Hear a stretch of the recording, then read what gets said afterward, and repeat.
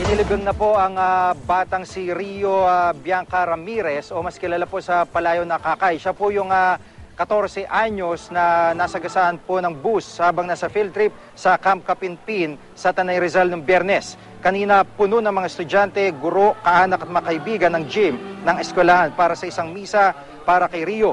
Lahat labis ang lungkot sa sinapit ng magang kamatayan ng dalagita. Nagsalita ang ina ng biktima matapos ang misa. Sa gym daw sana ito idaraos ang graduation ng anak 2 taon mula ngayon pero hindi na ito mangyayari. Mula sa Holy Spirit Academy, tumulak ang funeral convoy patungo sa simbahan ng Nuestra Señora de la Asunción sa Bulacan, Bulacan. Isang misang isinagawa roon para sa kaluluwa ng biktima. Mula sa simbahan, tumulak din ang funeral convoy tungo po sa sementeryo. Doon lalong bumuhos ang hinagpis ng mga kaanak at mahal sa buhay ni Kakay. Samantala, ayon po sa Rizal Provincial Prosecutor's Office, mayroon ng nagawang disposisyon and information ang inquest fiscal kaugnay sa mga reklamong isinampa ng Tanay Police laban sa driver ng tourist bus na si Carlos Villanueva.